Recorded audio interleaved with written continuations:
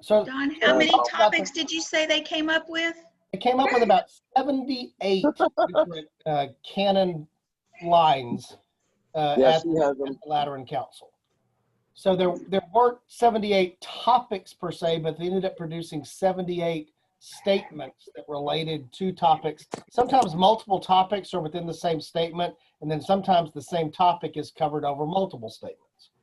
And so it's often referred to as the Great Council, again, because of the large number of attendees that were able to make it because of the 2 years or so they had to get there.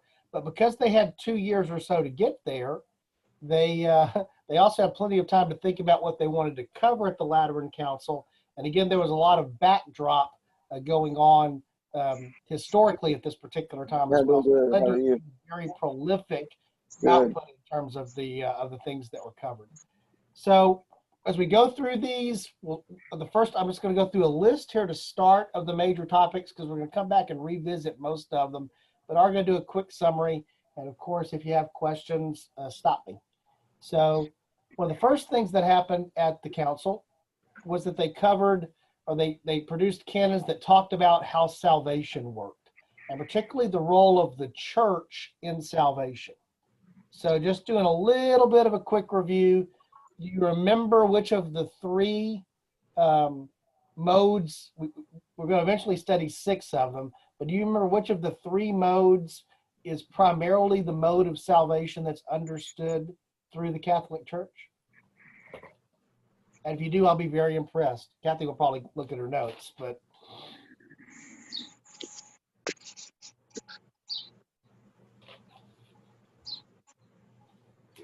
we will come to understand as we study the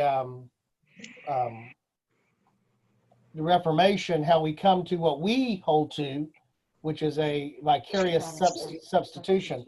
But the church held to a satisfaction theory. And the satisfaction theory, if you recall, worked how? Does anybody remember how that worked?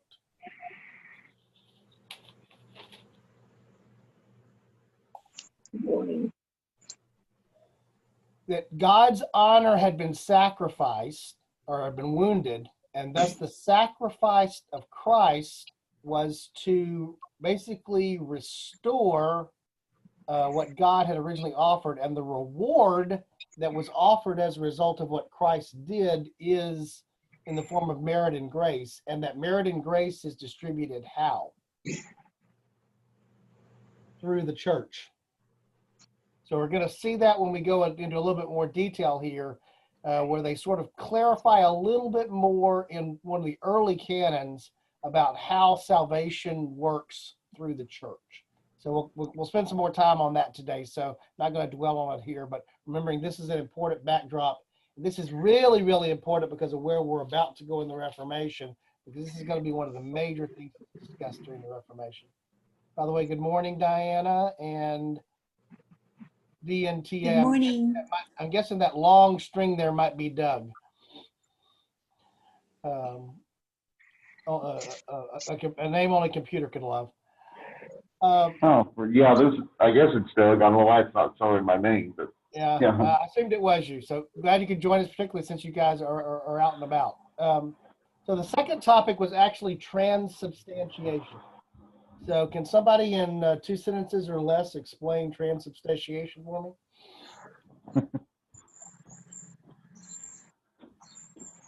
Sacraments actually become, the wine becomes the actual blood of Christ, and the bread becomes the actual body. That's pretty good. I think that falls within the 2-sentence definition. It's discussing what actually happens during the sacrament of the Eucharist, the Lord's Supper, and whether it actually becomes tangibly the body and blood of Christ. So they spend some time clarifying that. That's also an important thing to set up, because that will also be a distinction as we look at the Reformation between Reformed theology and Catholic theology. They reaffirmed or reestablished the papal supremacy of over other patriarchs. We'll look at that in a little more detail here. They did it in a very clever way. You'll see how they were clever about this. But it's reaffirming the fact that there'd already been the split in the church, and that Rome was taking the position that it had superiority over the other the traditional patriarch areas.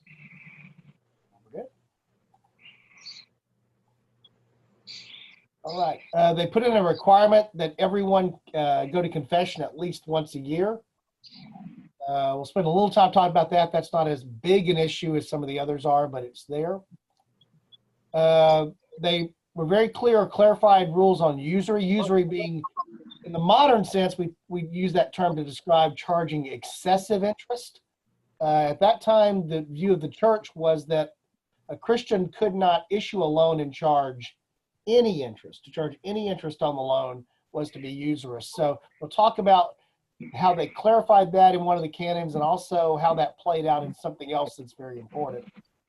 This is at the Fourth Lateran Council, is where marriage is actually declared a sacrament of the church, which I found that a little odd to discover that it takes until 1215 for the church to say that marriage is one of the quote-unquote sacraments, although there are 7 sacraments that are eventually recognized within the Catholic Church. We'll talk a little bit about the clarifications that they had around marriage. They also issued requirements for Jews and Muslims. By the way, they use the term Saracens often to describe Muslims. So when you see that, you'll see that in there. They're required to wear special dress, and they were very explicit about there to be no marriage by Christians and Jews. We'll spend some time talking about that as well, particularly the special dress and just really the evolving and changing status of Jews at this particular point of time inside of Christian Europe. Made it clear that tithes were given preferences over taxes. If you can only pay one, pay the church. There were various condemnations of heresies from the past that were either confirmed or there were new ones that were asserted. And then they also called for continuation of the Crusades. And in fact, the 5th Crusade was launched in 1217, which is shortly after the Fourth Lateran Council. All right, any just overall quick questions about anything there before we dive deep? I know I mentioned it last time, but I guess, is this something that we're going to come to understand? Why does the church feel like they can tell the Jews and the Muslims what to do? We're going to talk about that. Okay. Hey, Don, describe the marriage as a sacrament. Prior to, as best I can tell from the research and what I read and what I watched, prior to the Fourth Lateran Council, marriage did not necessarily need to be registered with the church to be recognized or official. And they created the requirement that basically, if the marriage was not properly registered with the church, that it was not a marriage. That, of course, also gave them the right to deny that it was, what was that? How do I do that? To deny that it was, wow,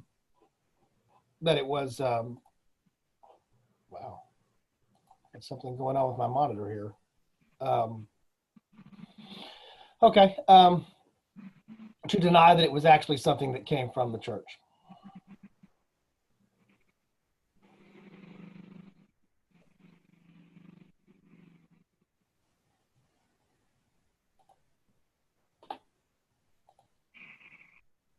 Okay, I did that by drawing. Good, that makes me feel better that my monitor's not doing something goofy. Everybody see the yellow line go away?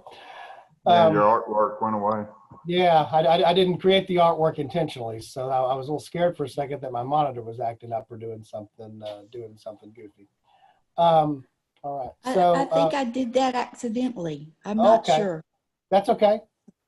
No worry. Sorry about that. That's okay. So short answer, Lloyd, is until the Lateran Council, it wasn't necessary to it wasn't as clear that you had to register your marriage with the church for it to be official. And so that makes marriage then part of what the church does. All right, so let's review a few of the canons now in more detail. Now, what I did here, by the way, these were all written in Latin, so we're all going to have to read them in Latin here together today. Everybody up for that?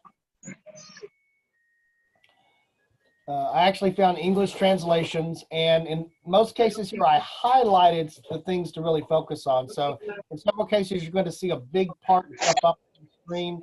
but understand we're probably just going to focus on a part of that. So the first one we're going to focus on is Canon 1. And Canon 1 is where they talk about salvation in the church. If you read through most of what's here, this is the first paragraph, if you will, of Canon 1. And almost all of this tracks, or you can very easily see from our study about it, it tracks from the Nicene Creed through the Constantinople Creed to the definition of Chalcedon. Basically, it's just restating those previous creeds in a summary fashion. So the first part of it really is not necessarily that much of a departure from where things have been. In the second part, though, after they talk about who Jesus is, notice the area that I've highlighted here really in this third paragraph. There is one universal church of the faithful, outside of which there is absolutely no salvation, in which there is the priest and sacrifice, Jesus Christ, whose body and blood are truly contained in the sacrament of the altar under the forms of bread and wine, the bread being changed, transubstantiation, by divine power into the body and the wine into the blood, so that to realize the mystery of unity, we may receive of him what he has received of us. There's actually a lot there in about 3 sentences. What's the first thing that jumps out at you?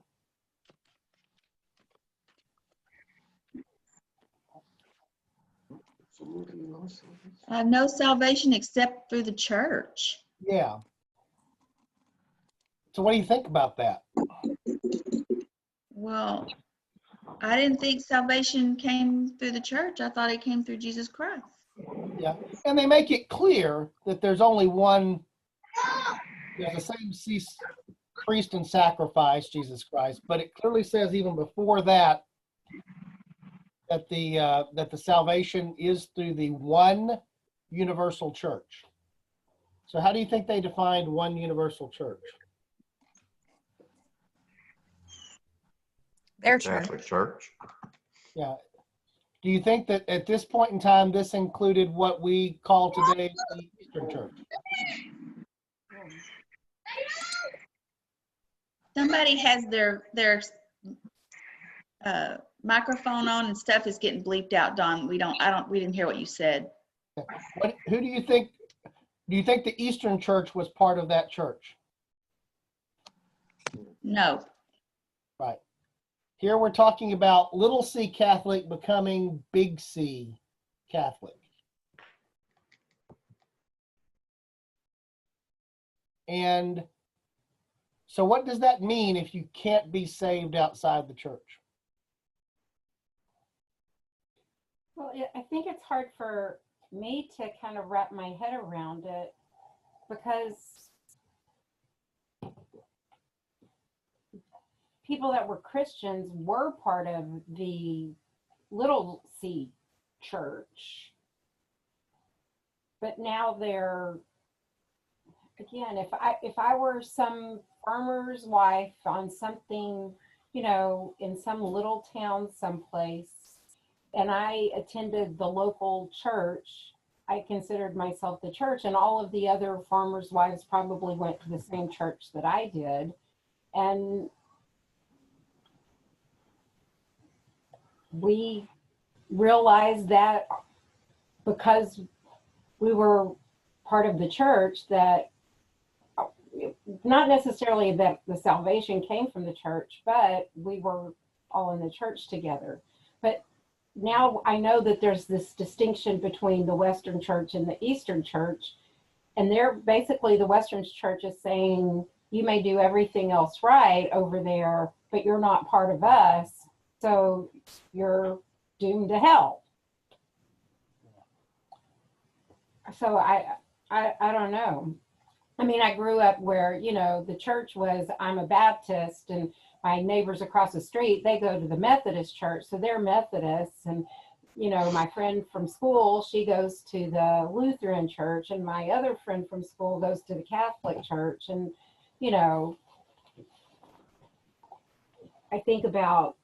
I still would think of them as Christians. Just because we didn't go to the same church didn't mean I thought because they aren't Baptists that they're not saved necessarily. Right. I see it as being arrogant. Okay. Very, very much so. I mean, to say that the group of people that, from the Eastern Church, just, they're not Christians. I mean, wow, they came up from the same group that this church came up from. So, that started with the apostles. So I just see it as total arrogance. Yep.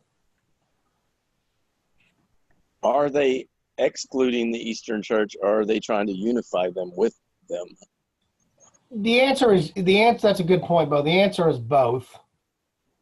In the sense that they believe that the Eastern Church was the backslidden, fallen brethren.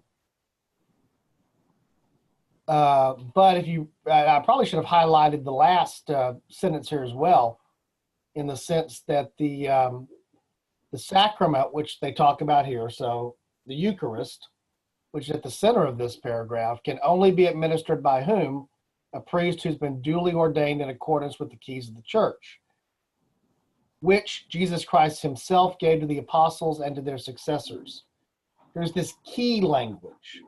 Where have we heard this key language in Scripture? Keys to heaven and hell. It's the passage that we've used as our focal point for this, where he says, supposedly gives to Peter these keys. And here you see keys of the church, Christ himself gave to the apostles and their successors. So this idea of apostolic succession is also critical here as well. So Don, in the future, they change it. Do they change it so then deacons can give the Eucharist? They do modify that. And the use of the term priest here could be construed more broadly, but it obviously has to be someone who is properly authorized and appointed by the church to do so. Okay, so not necessarily just what they nowadays call priests, because deacons Correct. in the church give Right. equity. But a lay person cannot do this. No. And why can't the lay person do this? It's sort of contained in there. Morning, Donna. Morning. Okay, so let me ask you this. When they say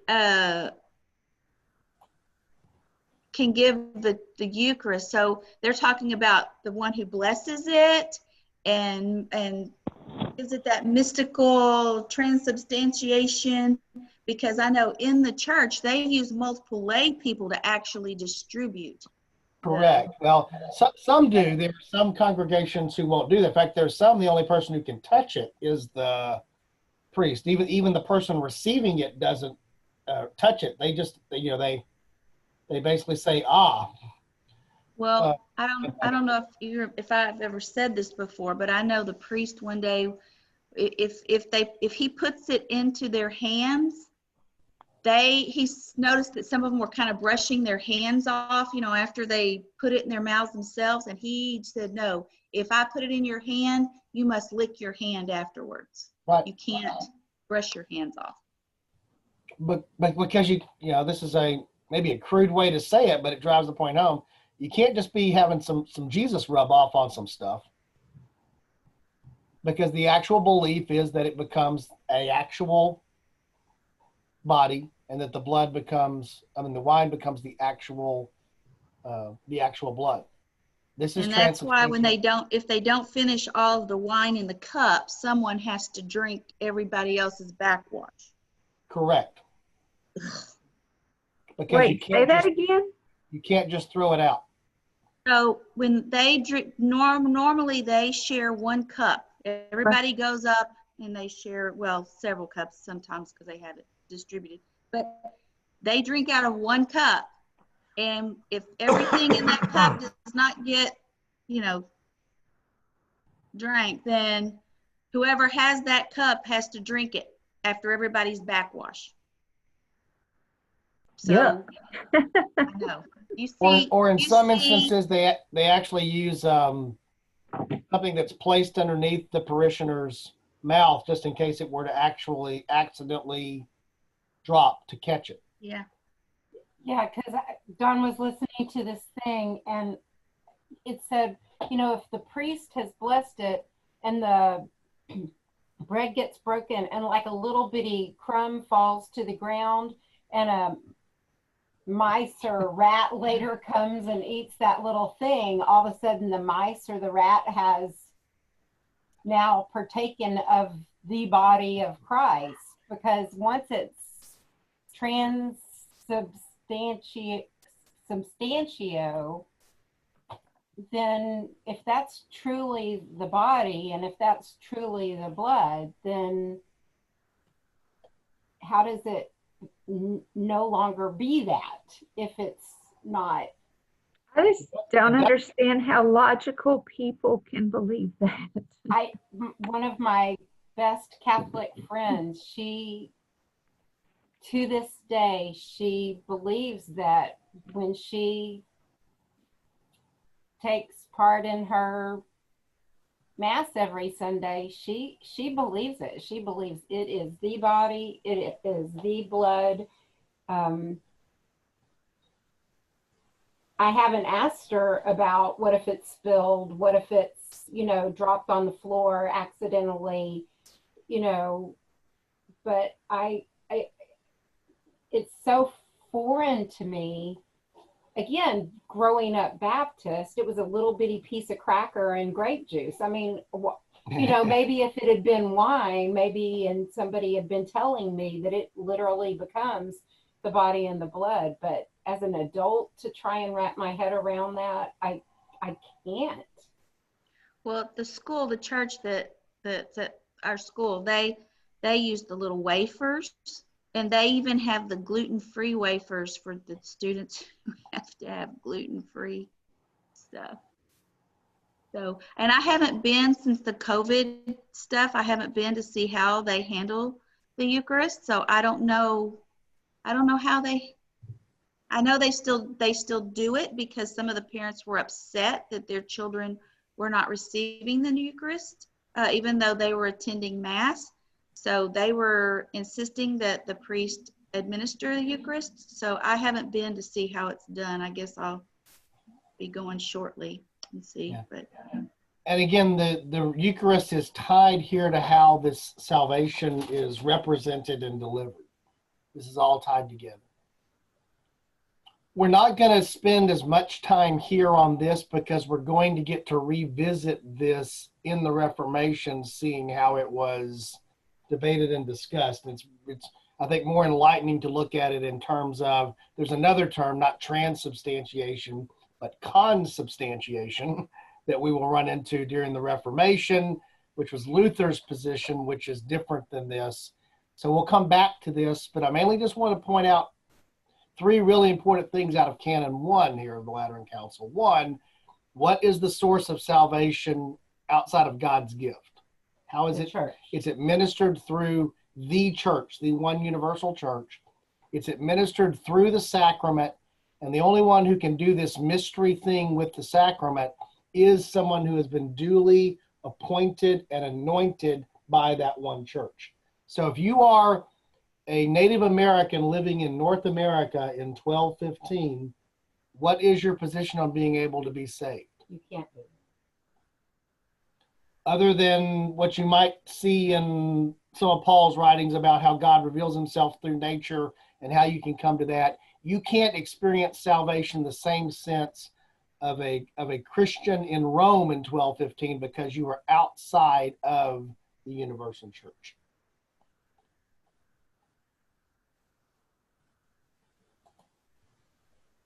Then they go on to talk about baptism, etc. Then they also, I find this interesting because this gets there as well, talk about the importance of baptism leading to salvation. Here we're talking about infant baptism. We'll also come back and talk about that in the context of the Reformation. The purpose of baptism. But also this sentence jumped out at me. Not only virgins and those practicing chastity, but also those united in marriage through the right faith and through works pleasing to God can merit eternal salvation. The implication of this sentence is, Who is the exception being made for? Married people. Married people.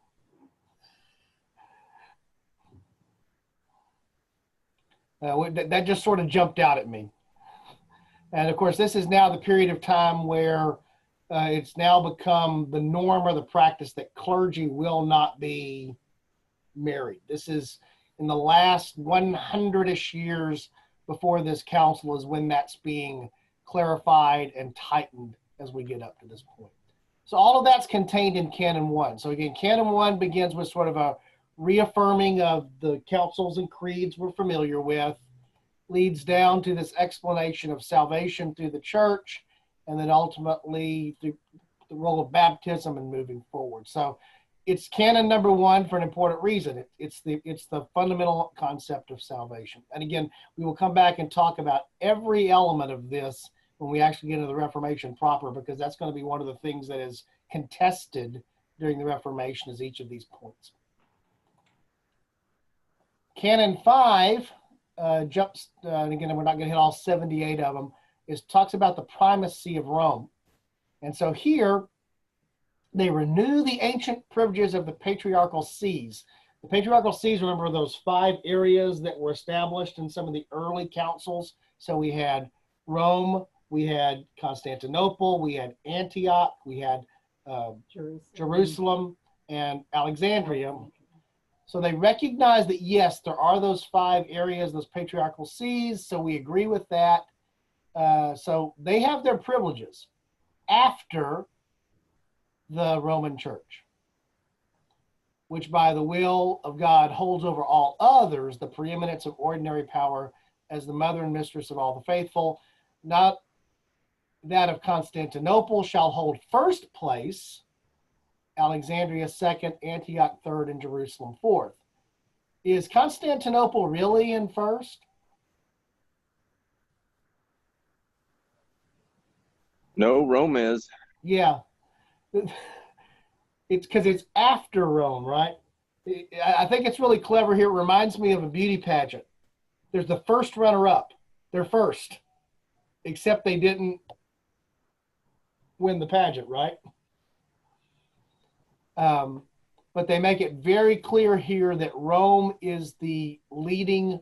In fact, not only is Rome the leading, they give you the top 5 in order. It's not even Rome and then the other 4. It's Rome, Constantinople, Alexandria, Antioch, and Jerusalem. In that order.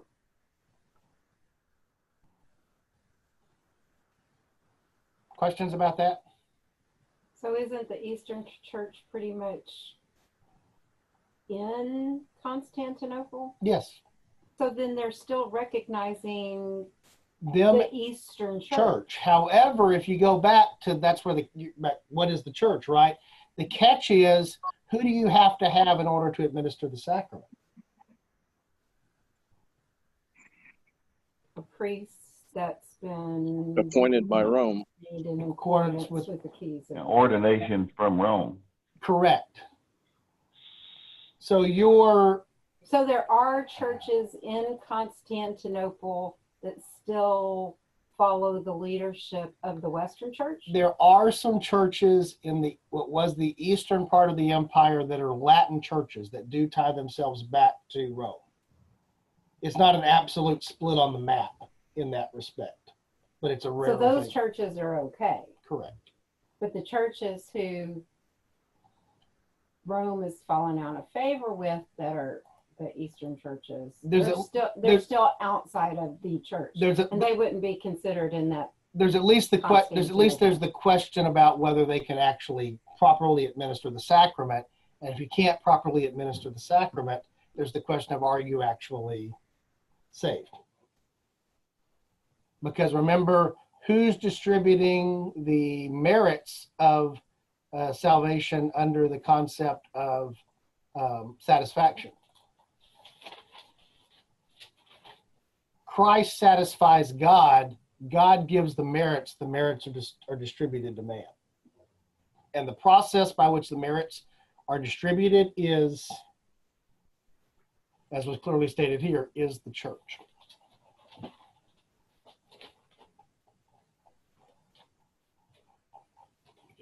my slide.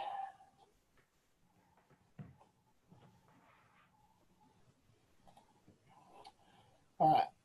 So it almost seems like it was written in such a way as to appease the Eastern Church.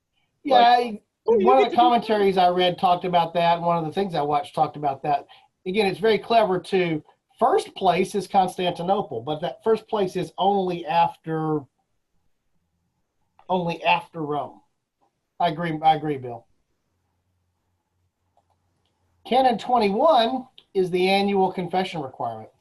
Here it says that all the faithful of both sexes, after they have reached the age of discretion, faithfully confess all their sins at least once a year to their own parish priest and perform to the best of their ability the penance imposed, receiving reverently at least at Easter the sacrament of the Eucharist. And so it's at least once a year you need to renew your license.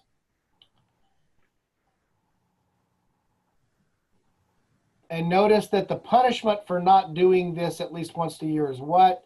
They shall be cut off from the church, excommunicated during life, and deprived of Christian burial in death. So if there was any confusion before about how often do you need to go and confess, it's at least once a year at a minimum on Easter. Any questions about that? When did it come down to like paying for your sins to be forgiven? Because I kind of thought confession, and again, not growing up Catholic, I thought confession, you say all of your sins, the priest says, you know, your sins are forgiven, you know, go and say your rosary so many times and, you know, do service to your community, I don't know, like at a food bank or something like that. But I never realized it was like you pay me or the church, or I never realized there was like this payment thing. Well, there's not, the penance here, not necessarily, it's not money. It's not money. No, but it's some requirement that you do, doing your penance. Like that. But I thought there kind of became a point where it did become about We're going to get into paying, instead of me doing that community service work or saying the rosary, I don't know, 20 times. I thought it became, can I just pay you eventually a bit of money? There will be these things known as the sale of indulgences, which we'll talk about during the Reformation, which flows out of this, but is a different thing. Okay, so once a year you have to confess, clarified here in the Fourth Lateran Council. I also found the requirement that you had to confess to your local priest, or get the local priest's permission to confess to another priest. Yeah. Why do you think that is, Doug? Probably to maintain authority in a realm of control within the individual church. I believe that's true. So that if you didn't have a situation where if you fell out of favor with the local priest, you could pop over 5 miles to the next town and be okay. Yeah. Which also means that you may apply your tithe and your other support there to that other church that's not your local church. I think you're exactly right. It was intended to give something of really a power to that local priest, right? Yeah, and I can see the validity of that, to keep authority within the local church and to maintain a sense of community. So, but it was interesting that it was so clearly spelled out. It was clearly spelled out, which normally when something is clearly spelled out, what does that tell you, Doug? That they took a lot of time thinking about it and thought it was pretty important. Yeah, or there was a reason that it needed to come up, right? Yeah, that somebody had been trying to do something different. Right. So just keep somebody from saying that, hey, I've confessed to the priest down the road, you know, could get them around that yearly confession. Right. Exactly. Well, but if they're all required to do their confession, or if they're all at least at Easter to receive the Eucharist, does that mean the week before Easter, everybody's lining up at the confession so that I haven't confessed all year long? And, you know, it's going to be, let's Well, run them through pretty quick because we got to get everybody confessed up. for most of the parishioners, they would have been going on at least a regular basis that this was not a major thing. But again, the whole reason it comes up is obviously it was an issue in some places or among some of the believers. And of course, the punishment is to be cut off from the church, to be excommunicated, which is a very, we spent some time talking about it. We haven't discussed it explicitly about what it meant, or a related thing to that, which was for your nation to be under what was called injunction, which was when you didn't excommunicate the country, but you put the whole nation under a stipulation of, that was moving towards excommunication. For example, they put England under injunction under John before he got squared up back with the Pope prior to signing the Magna Carta. And that meant that for Catholics in England during that period of time, they didn't have full access to all of the benefits of being members of the church. So that was used as a carrot and a stick. Is this practiced in the modern day Catholic Church? I mean, do the parishes keep up with members to make sure that they've done their annual confession? This is altered over subsequent church doctrine and dogma through the Counter-Reformation.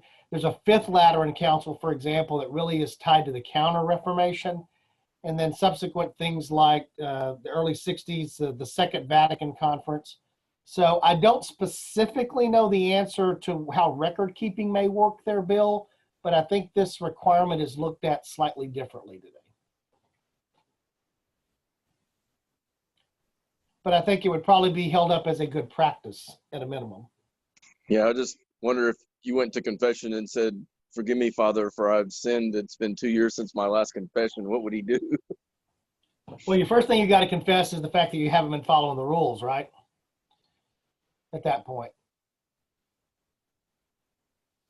But I think the idea was once you were back in communion with the church, I used that particular thing because it was through the Eucharist that you came back through communion with the church, with believers, that you were back in that place. Canon 43 says there shall be no oaths of fealty by clerics to temporal authorities. Remember, we had gone through the investiture controversy, which was the struggle between the church and the state over who was going to get to decide who held clerical office. And so they went a step further, but notice how they phrase this. Some laymen, that is princes, attempt to usurp too much of the divine right when they compel ecclesiastical persons who are under no obligation to them in matters temporal to take an oath of fidelity to them. If you remember when we talked about the investiture controversy, remember how they sort of came to the compromise on that? Does anybody remember what the compromise was? Who got the right to name the positions? The church, but the king basically got to say, yeah, we're okay with that. Yeah, and then also they would swear temporal fealty to that king.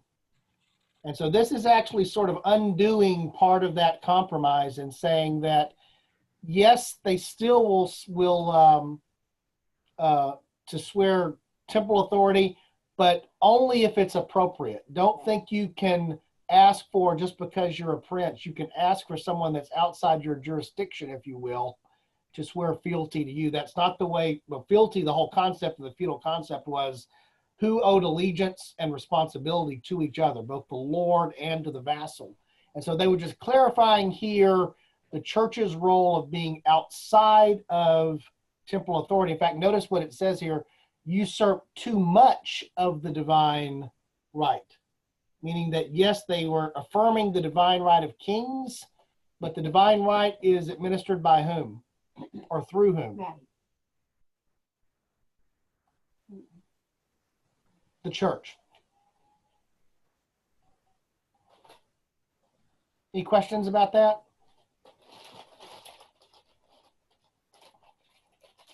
All right, marriage.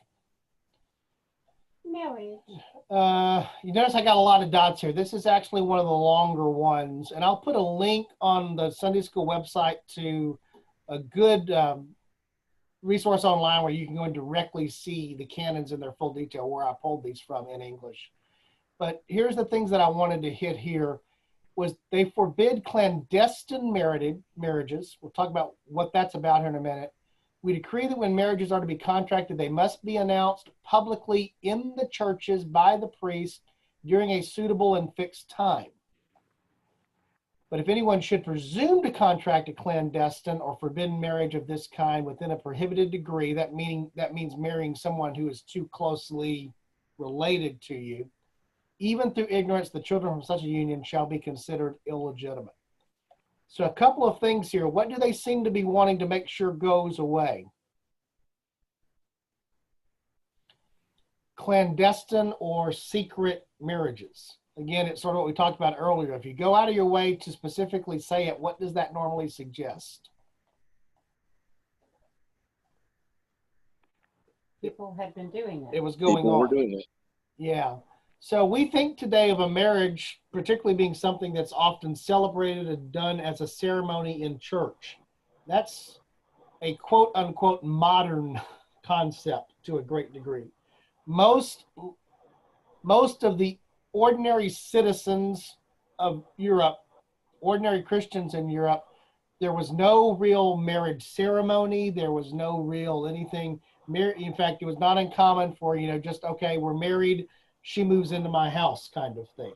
And up until this time, very often there wasn't even a formal noting or declaration of that. Essentially, a lot of the marriages that existed in medieval Europe and what we would think of or call today as common law marriages.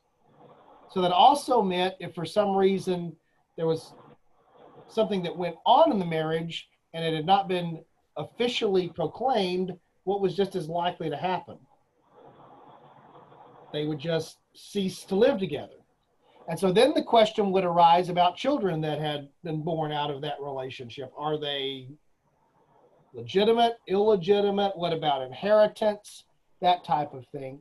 And so the church specifically says here, if you're married, it's not a marriage unless it's actually publicly announced in the church or registered in the church by the priest. And that has to be done within a suitable and fixed time.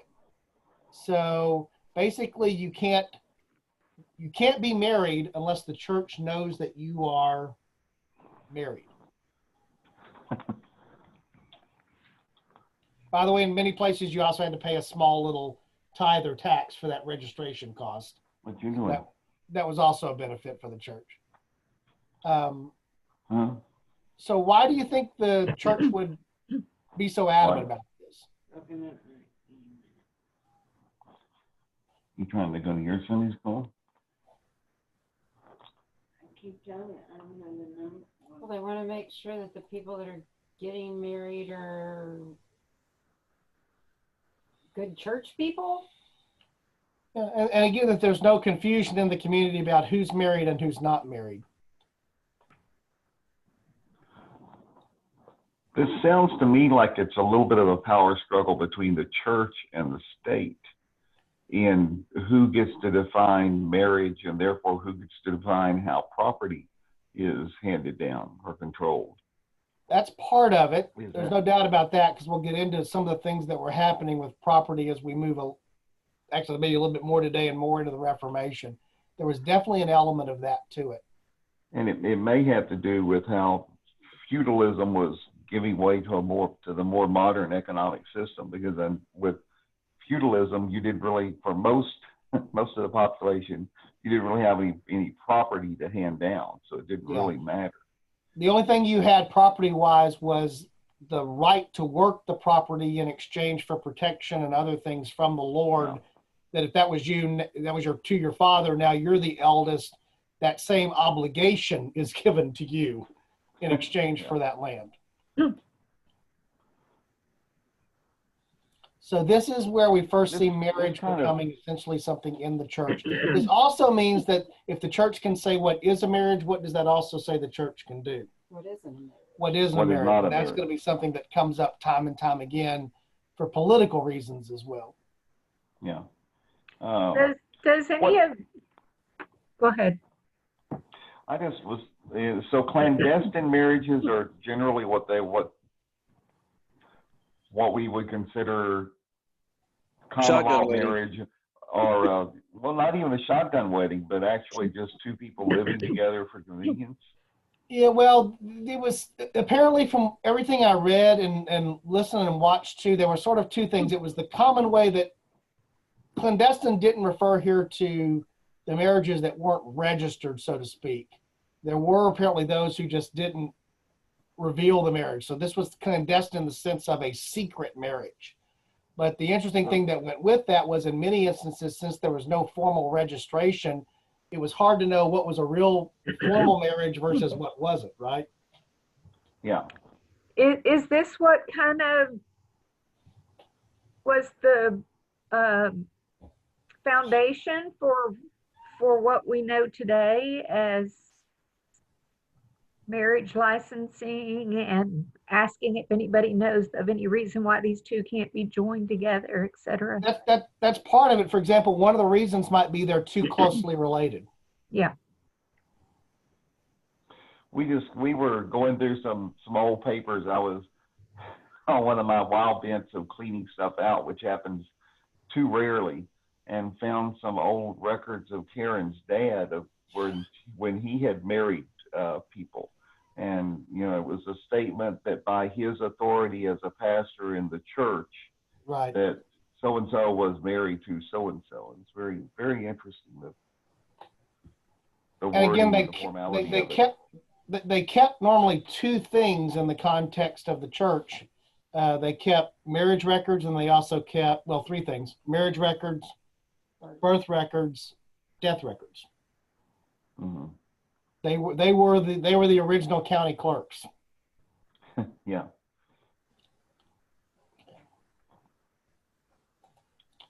Again, I mentioned earlier this idea of preference of tithes to taxes. Situation that would sometimes occur would be someone who owed money. The title may pass to someone else, and so if the proper tithe had not been made, there would sometimes get to be this thing over who owed that money, what part is tithes and what part is taxes. They made it very clear that you only don't pay your tithe at the risk of being out of favor with the church, and that's a bad place to be. So again, the prerogative of the general dominion of the payment of tithes precedes the payment of taxes and other expenses. This has a tie back to something else we're going to talk about here in a little bit, which is the relationship of landholding and taxes and monetary payments with respect to Jews who came into possession of property. And so we'll talk about that a little bit more here in a minute. But basic thing is the church is superior to the state in terms of tithe over tax. They specifically forbade simony, which is the actual selling of a clerical office, which had become quite the norm as part of the investiture controversy in other places, but made it very clear that, I love the way they describe this, we have learned with certainty that in many places and by many persons, exactions and base extortions are made for the consecration of bishops, the blessings of abbots, the ordination of clerics, and that a tax is fixed as to how much this one or that one is to receive and how much this one or that one is to pay and what is worse, in some endeavor to defend such baseness and depravity. Basically what they're saying is it's come to our attention that in some places you got to pay to be a priest. And let's make that very clear, that's not going to happen.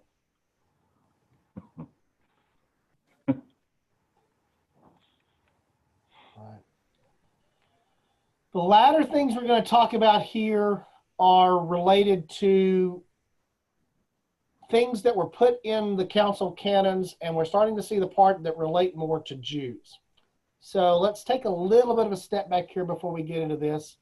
What had historically been the status of Jews inside of Christianity's realm, I'm going to say post-Constantine, once it became the official religion of the empire? What was generally the status of Jews?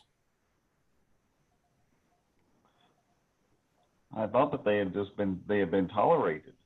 For the most part, they had been fairly strongly tolerated. In fact, it goes back to the fact that to early Romans and even those as the conversion of the empire is taking place, Christianity was thought of as just being a variant of Judaism. Yeah. So they had a hard time telling the difference necessarily at some point from outside between a Jew and a Christian in terms of making that distinction. Generally, up until about 100 years before this time, and even in the 100 years leading up to this time, that position had pretty much been the case. Jews were intermingled with society. They were not considered to be necessarily that separate. They were certainly not Christians, but they were tolerated. It was broad, not only tolerance, but in some cases an affinity that existed between Jewish and Christian communities. Moving into this particular time, that is changing. And it's some subtle things that have already taken place to some degree in society, but is coming forward and will actually be more prevalent in the period of time over the next couple of 100 years after this, that the relationship between the church and Jews changes somewhat dramatically. So remembering back there, what was one of the things that the Lateran Council particularly forbade Christians to do? Marry Jews. Charge excessive interest rates. You could not just, and we use usury today to mean excessive. Back then, excessive meant any interest. So if you were a Christian who lent money at this time, you lent money with the expectation you would be repaid the amount lent, but you would not be repaid any interest. So usury was clearly defined as any form of interest. So the practice of money lending among Christians, what do you think happened to, how would Christian banking work? It wouldn't be very profitable. It wouldn't be profitable at all. What would be your motivation for being a Christian banker? None. Just doing it out of the goodness of your heart, because you've got Yeah. it. So as a result of that, who didn't fall underneath that requirement? The Jews Jews. and the Muslims. So for the most part, this is where we have the start of what later comes to be, it's sort of incidental. It initially starts as incidental, but actually becomes almost formalized or intentional, is this idea that most banking and loan making was undertaken by Jews, because they had prohibited in this very council Christians from lending money. What happens often when financial interests get pulled into play? Problems. Yeah, Kathy says it creates problems, and Yeah. it did here. And in fact, so one of the things that they actually denote here is that since Christians are restrained from the practice of usury, the more they are oppressed in this matter by the, notice the word here, treachery of the Jews, so that in short time they exhaust the resources of Christians. So, Don, I have a question. Yeah. When we're referring to the word Jews, are we talking about those who practice the religion of Judaism, or are we talking about those of Jewish heritage, or? we are talking about those who practice, who were ethnically, for the most part, ethnically Jewish. There certainly had to have been those who practiced Judaism who were not ethnically Jews. But we are And there had to have been those of Jewish heritage that claimed to be Christians. There were Jews who did convert to Christianity. We are not talking about them. Okay. But we will be talking about them here very shortly, because they actually went on to go a step further with that in one of the later canons. So primarily we are talking about ethnic Jews who are practicing Judaism.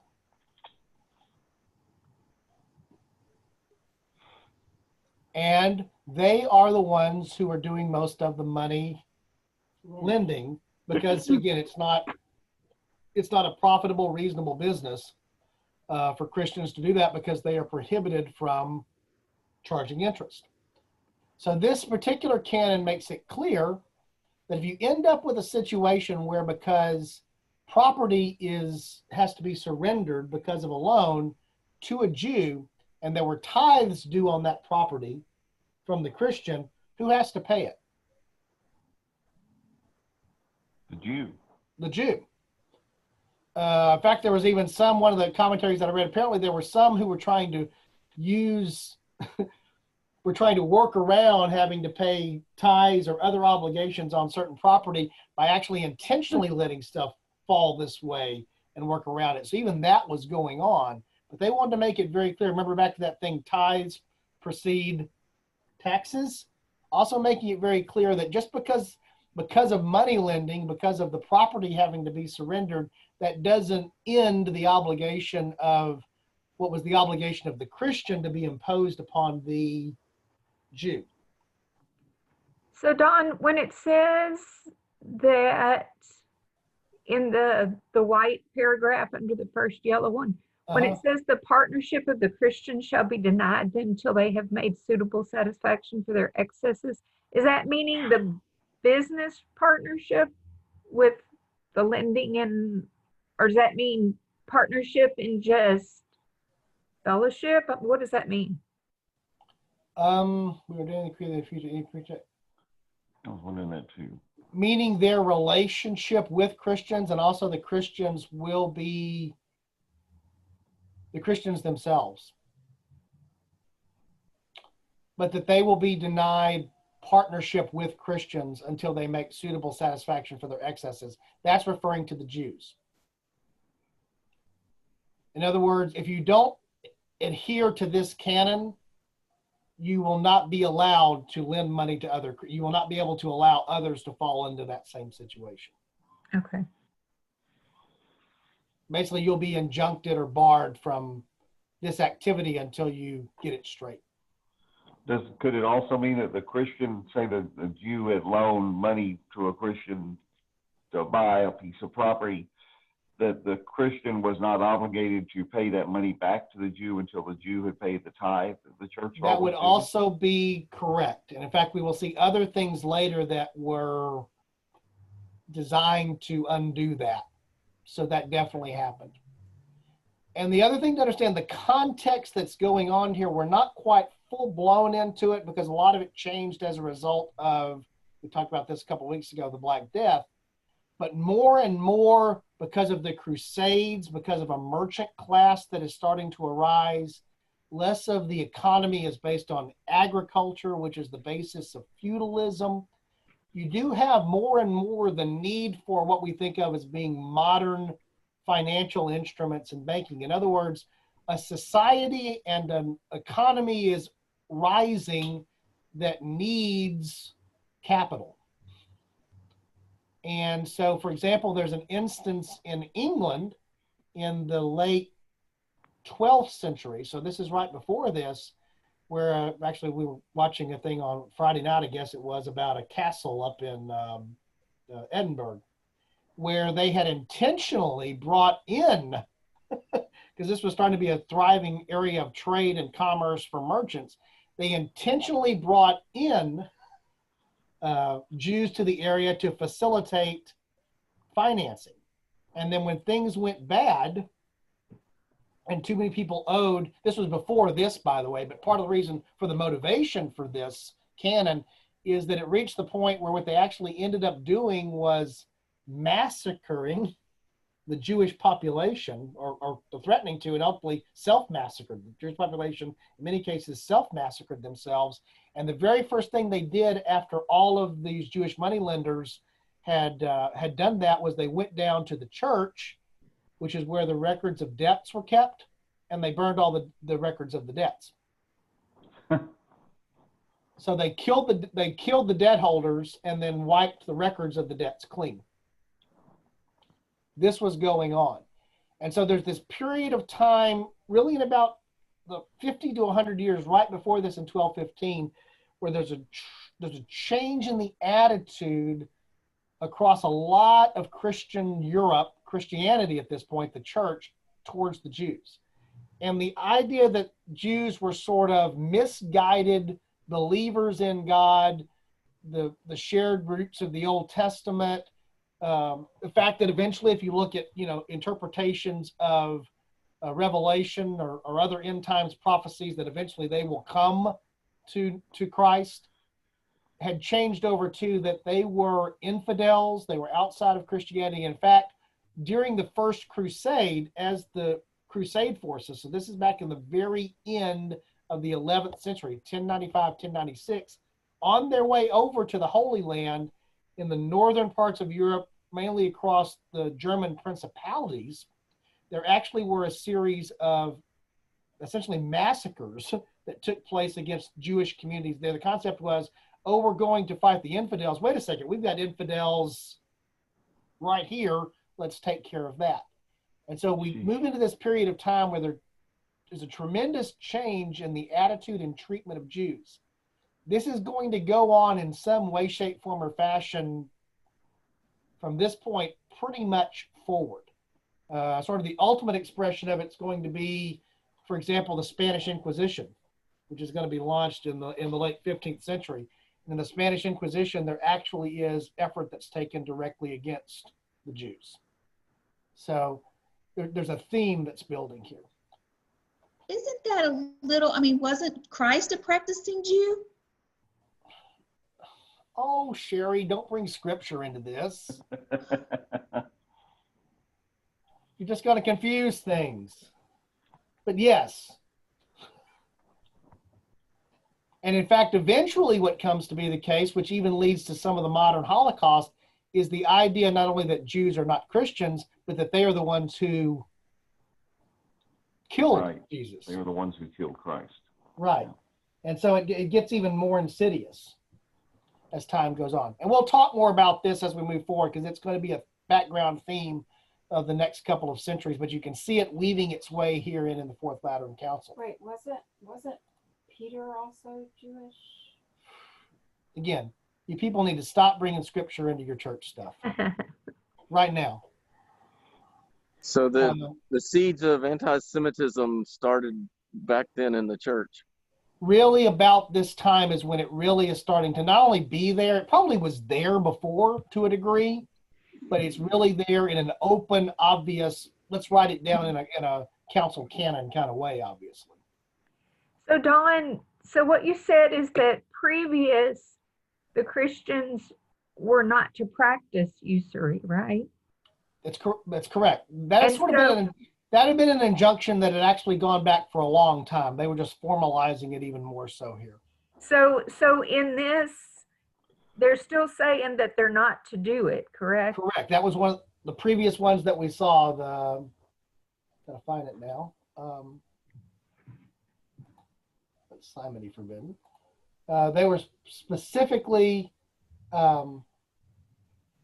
enjoined from charging interest, from engaging in the charging of interest on loans. So the church helped Jews become rich. Well, the church certainly helped Jews become dominant in the in banking. And then, by the way, later, they helped create the situation, and later were upset about it. So, which is really what you're seeing here. Go ahead, Mickey. I'm just intrigued. Okay. So for some time, the church had been forbidding or looking down upon charging interest for loaning money, right? For centuries, for several centuries, or? Yeah, that had been going on for, I don't know where that really became the norm, but it's much before 1215. So I'm confused on, so Christians weren't to exact interest to others, but what about the opposite direction? Meaning others, meaning Jews charging Christians interest? Yeah. That was allowed. Absolutely. That was allowed. Okay, so Christians couldn't do it, but others could. Which is why Jews become, as there's a rising need for banking. Okay. in the sense that we think of Yeah, I mean, loaning money and lending. People still need to borrow money, so somebody's going to do it, and there's no real motivation for the Christians to do it because they're just going to get back what they lent. They're not going to get back anything else. Right. And in a agrarian agricultural society, that's not as big a deal. Once you start engaging in trade and commerce where you need to spend money up front for the things that the goods that you're going to obtain to resell. Once you become a merchant, credit facilities, the ability to have access to capital becomes very important. So this is going to grow in the tension that is existing in the political economic realm and also in the church realm. So And what this is saying then is because of what's happening to the Christians, the Jews were then having to pay something to the church. Is that what I'm understanding? This particular canon says that if the property is seized from a Christian, which could only happen because of the process of it being used as collateral for a loan, right, that did not excuse the obligation of the tithe. In fact, the Jew had to pay the tithe.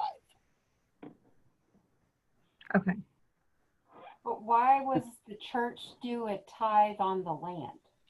Because of the value of the land, meaning Wouldn't that be the taxes to the state? No, like the crops that were produced, that were sold, the things like, in other words, the Jew could not take. So basically your income. Yeah, the Jew could not take possession of the land such that essentially such that the church was deprived of what was due it because of this relationship because of the money lending and the loan. And this is probably a good place to stop because we'll pick this back up, and there's at least 4 other examples of here in the Lateran Council that outlines the relationship that was developing between Christians and Jews.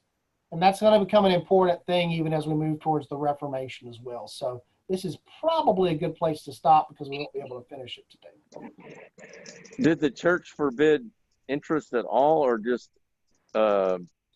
interest that was exorbitant? Today, when we use the term usury, we mean exorbitant interest. Normally there's either a rate or some mechanism. At that time, they meant any interest was exorbitant. Christians were not supposed to charge Christians interest on their loans. Could Christians charge Jews? You know, I don't know the answer to that question.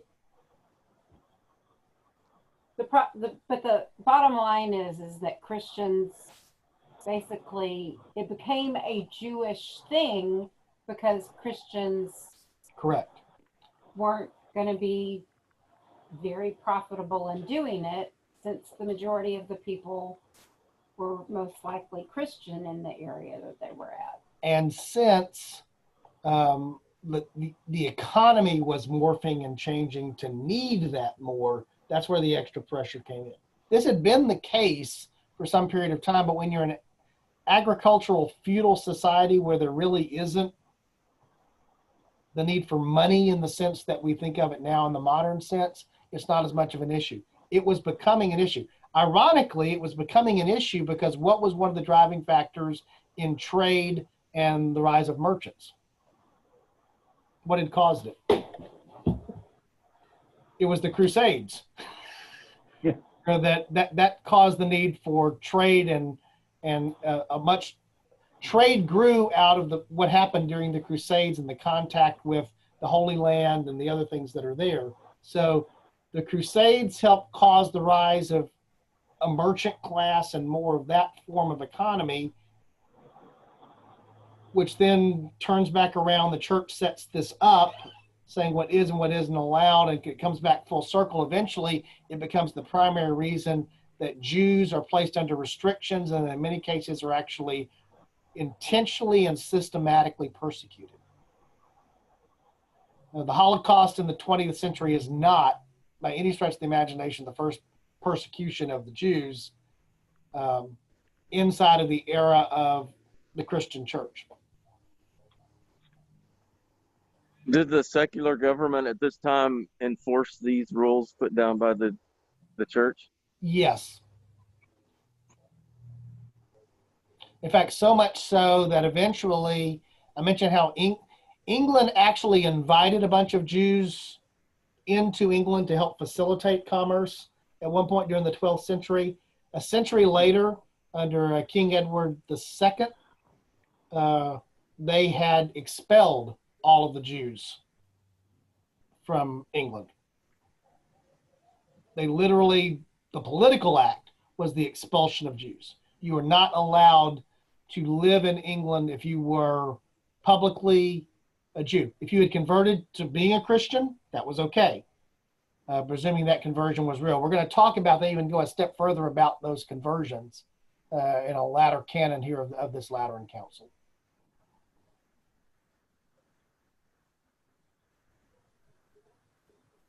Okay. I'm going to go ahead and stop the recording.